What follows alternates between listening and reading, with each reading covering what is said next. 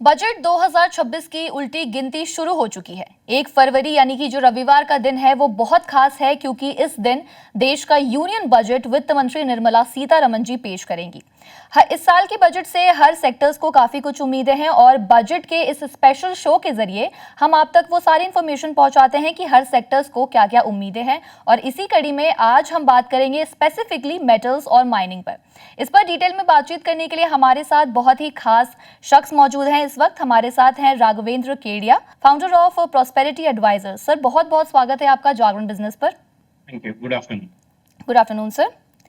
तो sir, metals में काफी अच्छी तेजी देखने को मिली है, काफी टाइम से रैली नजर आई है। वही अगर हम बात माइनिंग स्टॉक्स की करें तो माइनिंग स्टॉक्स में निवेशकों का जो इंटरेस्ट है या रुझान है वो थोड़ा कम देखने को मिला है।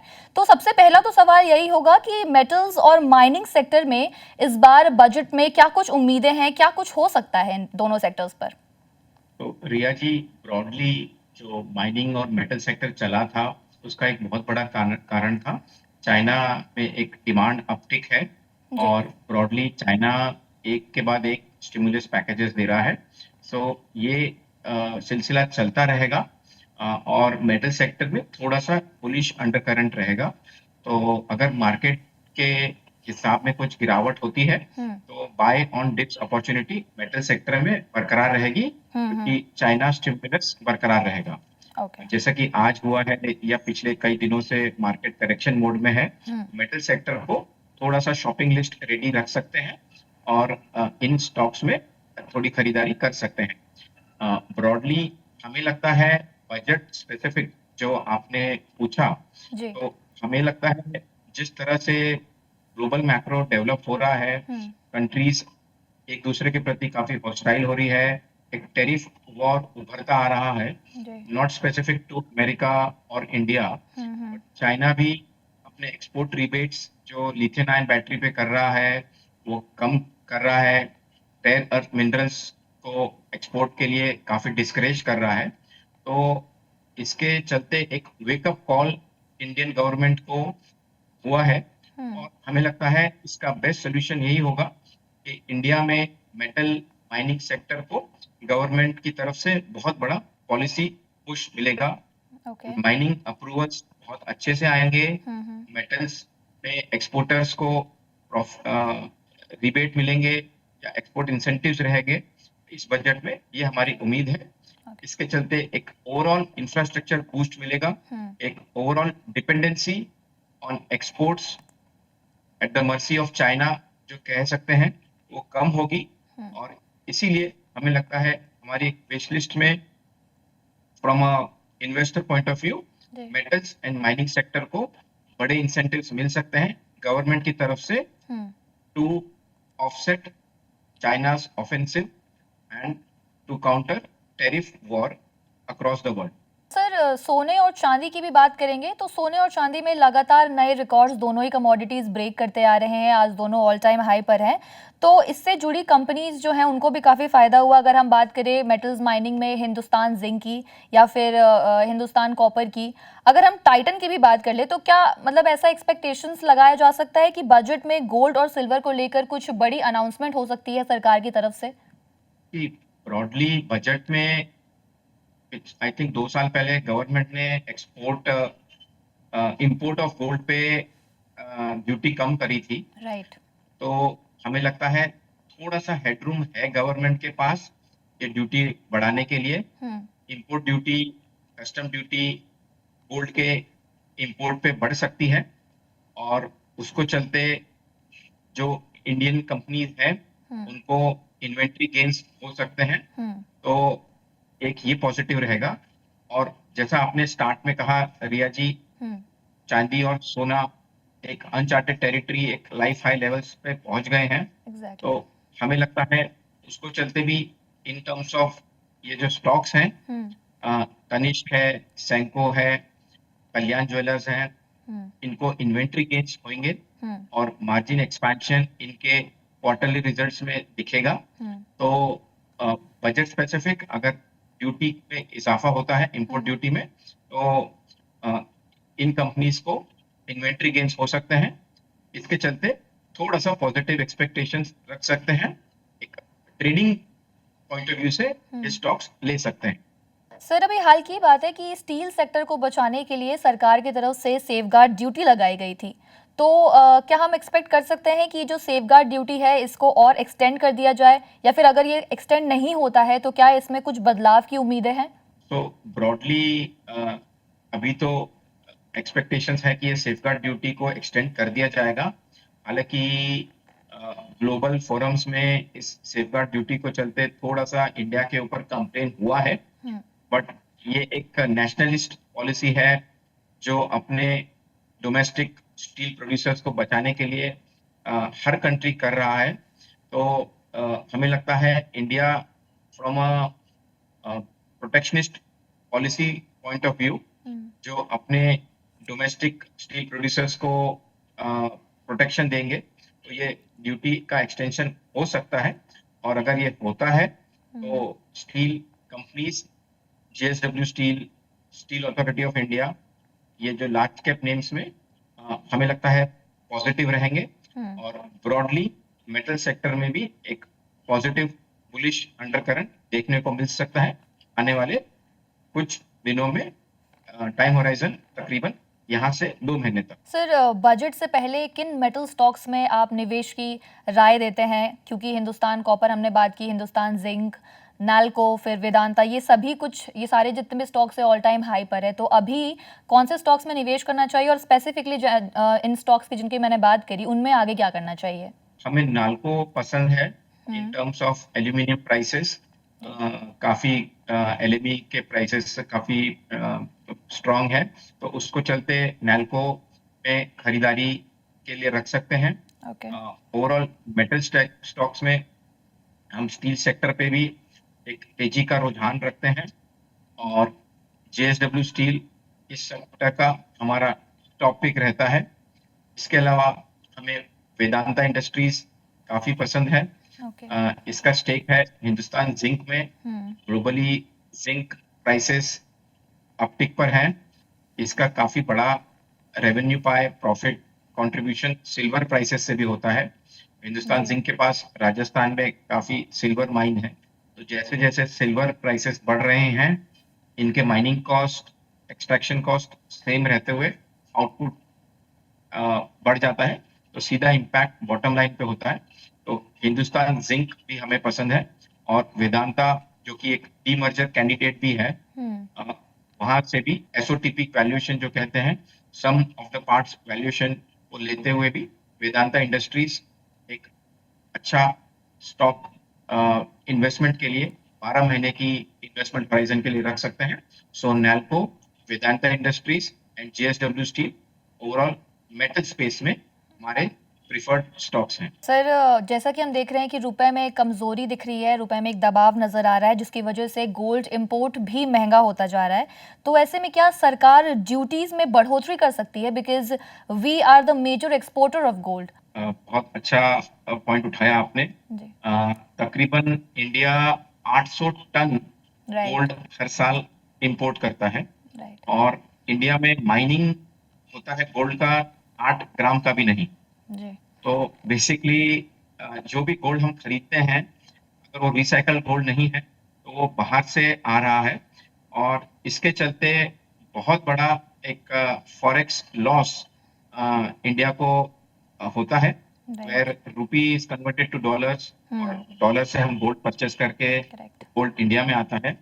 तो एक काफी बड़ा नैरेटिव ये हो सकता है कि इस और ये 800 टन गोल्ड के प्राइस बढ़ने के बाद भी ये नंबर में बड़ा फर्क नहीं आया है। आई थिंक 2025 के जब नंबर आएंगे तो ये नंबर 700 टन से ज्यादा ही रहेगा। तो अगर देखा जाए कि गोल्ड के प्राइसेस 70-80% बढ़ गए हैं, तो value of gold imported into India एक स्काई हाई लेवल्स पे पहुंच गई है।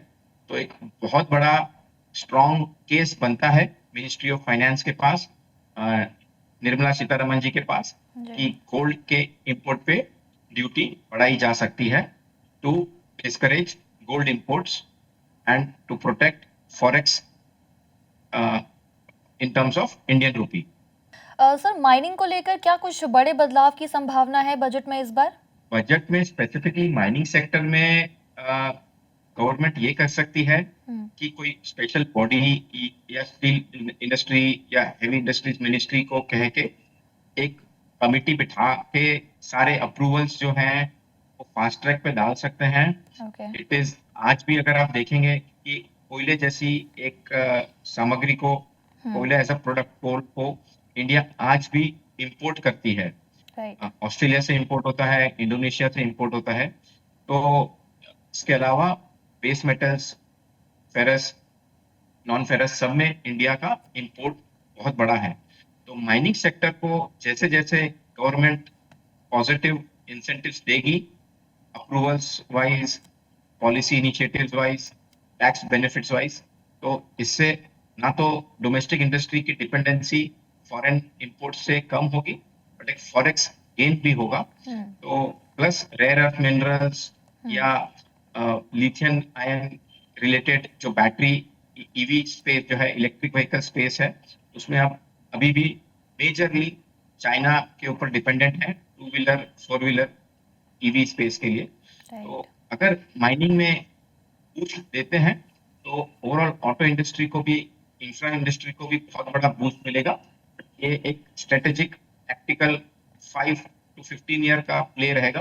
बट ये बजट में गवर्नमेंट काफी ऐसे रिफॉर्म्स ला सकती है। और एक चीज में समझना चाहिए कि ये 2026 का जो बजट है, ये इसलिए हमारी एक्सपेक्टेशंस ज्यादा है, रिया जी, क्योंकि इस साल अगर देखा जाए तो 4 स्टेट के इलेक्शंस हैं। Right broadly Tamil Nadu, West Bengal, Assam और केरला।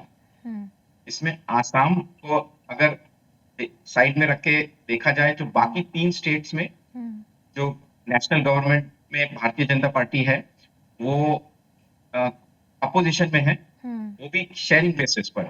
सो point I am trying to make is, इनके पास डाउनसाइड नहीं है।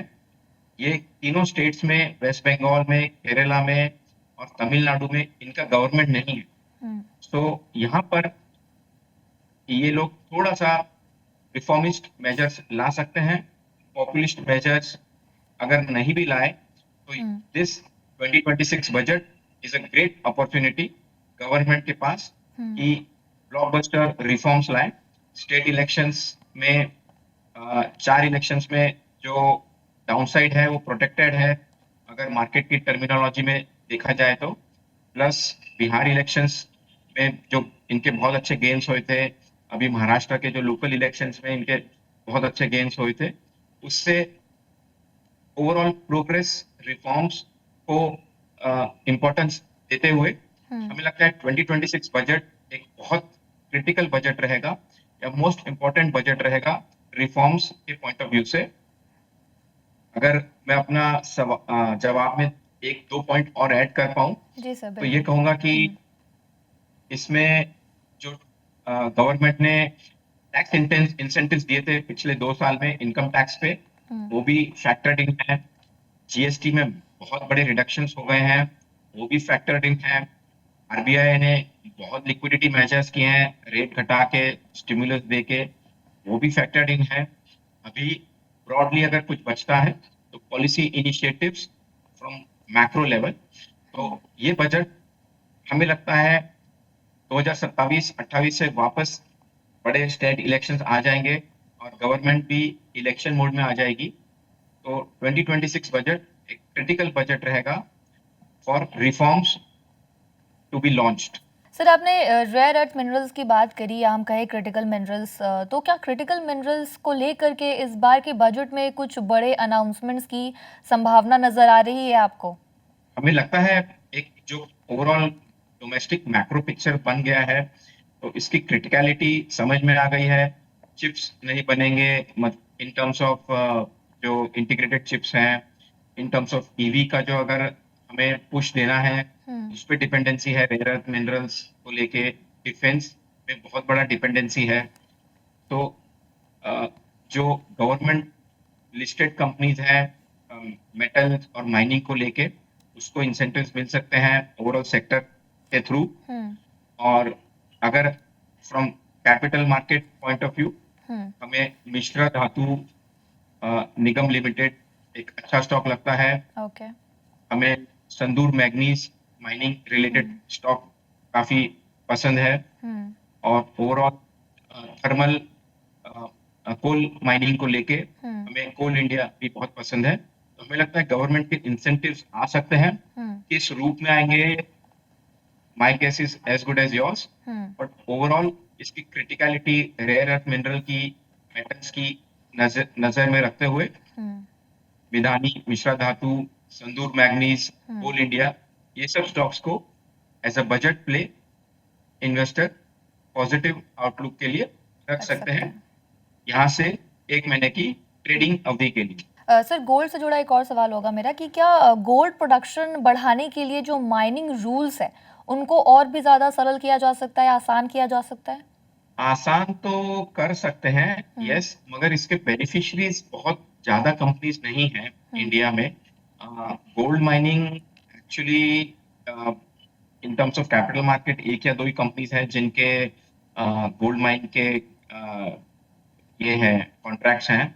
सिल्वर माइनिंग में हिंदुस्तान जिंक है। राइट। तो आई थिंक अगर गवर्नमेंट ने इसमें गोल्ड माइनिंग को प्रमोट करने के लिए कुछ कर भी दिया तो it will not be a needle mover, जो कहते हैं सिग्निफिकेंटली इकोनॉमी को कहाँ पर बूस्ट मिलेगा वो, या स्टॉक मार्केट को कहाँ पे बूस्ट मिलेगा स्पेसिफिकली अगर मैं वो कहूँ तो डिफिकल्ट होगा कहना। बट यस, अगर गवर्नमेंट ये कर पाए, एग्जीक्यूट कर पाए तो बहुत ही अच्छा। रिपोर्ट्स आई थी कि कश्मीर, जम्मू कश्मीर में थोड़े से गोल्ड माइंस के प्रॉमिसिंग लीड्स मिले हैं। साउथ इंडिया में भी काफी प्रॉमिसिंग लीड्स मिले हैं इन टर्म्स ऑफ गोल्ड माइंस।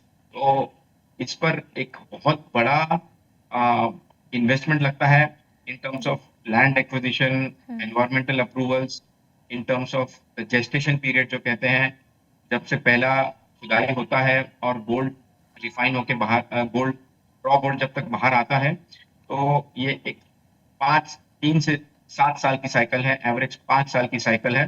तो इसमें गवर्नमेंट ने कोई इंसेंटिव देने चाहिए कि large cap players like government players like GMDC, NMDC, OMDC, ये तरह की कंपनीज इसमें इन्वेस्ट करें। तो हमें लगता है अगर इंसेंटिव नहीं होंगे तो इन कंपनीज को भी बहुत एक इंसेंटिव नहीं रहेगा इस सेक्टर में इन्वेस्ट करने के लिए, कैपेक्स करने के लिए। तो गवर्नमेंट को पहल लेनी पड़ेगी गोल्ड माइनिंग, सिल्वर माइनिंग या प्रेशियस मेटल या रेयर अर्थ माइनिंग को प्रमोट करने के लिए। एक बड़े इंसेंटिव आ सकते हैं और इसके इमीडिएट बेनिफिशियरीज हमें लगता है पीएसयू माइनिंग कंपनीज रहेगी। इसके चलते एनएमडीसी, जीएमडीसी, ओएमडीसी ये स्टॉक्स को आपके रडार में रख सकते हैं। सर, अपार्ट फ्रॉम मेटल्स और माइनिंग, आपको क्या लगता है कि कौन से और भी ऐसे सेक्टर्स हैं जिनमें इस बार बजट में आपको काफ़ी संभावना नज़र आ रही है कि उनको लेकर के कुछ बड़े रिफॉर्म्स या फिर कुछ बड़े अनाउंसमेंट की तैयारी में है सरकार? तो रिया जी, हमने नीति आयोग का जो करंट रिपोर्ट आया है जी। उसको अगर आप पावर सेक्टर के हिसाब से अगर पढ़ेंगे तो उसमें अभी तक बहुत बड़ा एम्फेसिस है कि अज्यूम कर लीजिए 2026 अभी चल रहा है, 2027 मतलब 21 साल में इंडिया, नीति आयोग ने ये प्रोजेक्ट किया है कि India would be generating, producing 100 gigawatts of nuclear power.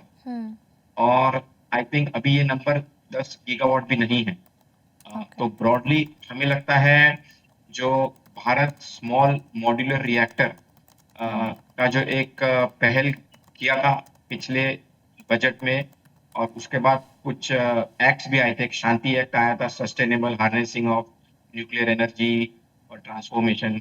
सो ये एक्ट देखा जाए तो न्यूक्लियर एनर्जी एक सेक्टर है जो अभी तक गवर्नमेंट ने नैरेटिव तो बहुत क्लियरली इंडिकेट किया है प्रमोट करने का, बट इसमें अभी तक एग्जीक्यूशन नहीं दिख रहा है।